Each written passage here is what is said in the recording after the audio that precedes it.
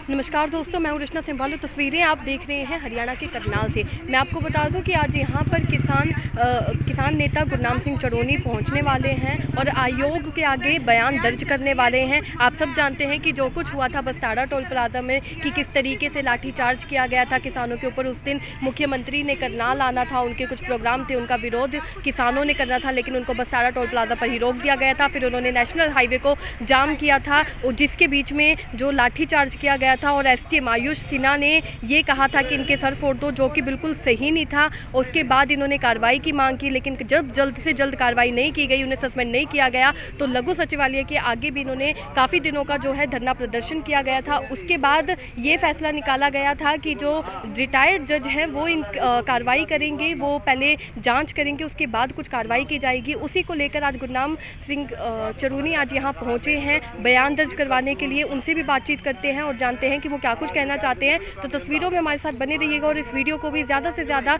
Share ज़रूर कीजिए। एक बार पहुंचे हैं और आज आयोग के सामने अपनी गवाही देखिए, अभी आज तारीख थी जो जांच चल रही है माननीय हाई कोर्ट के जस्टिस की अध्यक्षता में, और अभी हम गवाही देने के लिए पहुंचे हैं और अभी वो अंदर बुलाएंगे, तभी जाके अपने बयान हम दर्ज कराएंगे। जो बस्ताड़ा टोल पे लाठीचार्ज हुआ था, जिसमें एक किसान की मौत हुई थी और बहुत से किसानों को गंभीर चोटें आई थी, और उसमें जो ड्यूटी मजिस्ट्रेट मौके का था उसने सिर फाड़ने के आदेश किए थे जो अवैध थे, और पुलिस के इंस्पेक्टर ने की मौजूदगी में वहाँ पे गाड़ियाँ तोड़ी गई थी।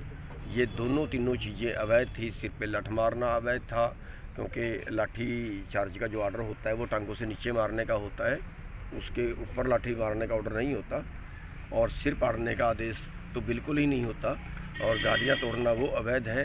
तो और जो लाठीचार्ज किया गया है उसमें लाठीचार्ज से पहले उन्होंने वाटर कैनन का प्रयोग करना होता है, चेतावनी देनी होती है, आंसू गैस का प्रयोग करना होता है। इन सब चीज़ों का कोई प्रयोग ना करके ऐसे किया गया था जैसे सीधा किसानों को मारने के लिए, पीटने के लिए आए हों।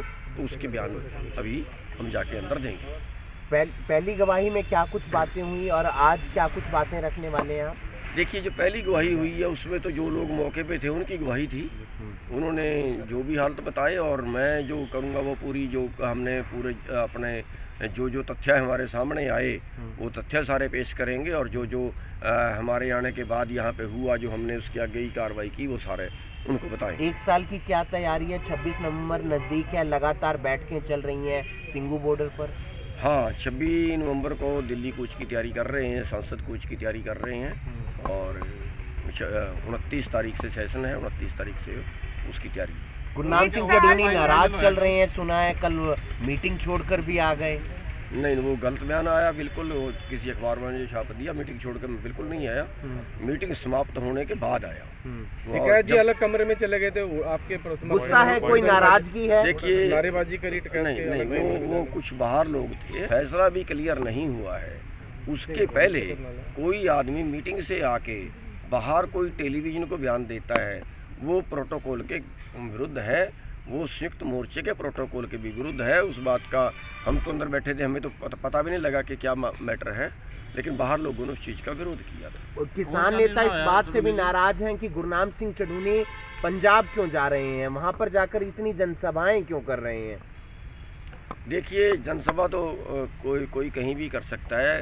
पंजाब के आके हरियाणा में कर रहे हैं, यूपी के आके हरियाणा में कर रहे हैं, हम जाके पंजाब में कर रहे हैं, और दूसरे स्टेटों में कर रहे हैं, वो तो चलता है, उसकी कोई बात नहीं है, वो तो नाराजगी की कोई बात कोई नहीं नाराजगी है। एक साल पूरा हो चुका है, लेकिन नतीजा कुछ भी नहीं निकल रहा है। क्या आगे भी इसी तरीके से चलता रहेगा?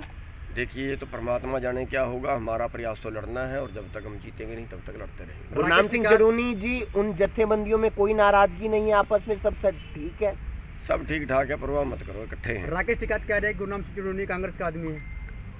कोई उन्होंने कहा है तो मेरे को पता नहीं है, अगर कहा है तो उनसे सबूत मांग लीजिए आप।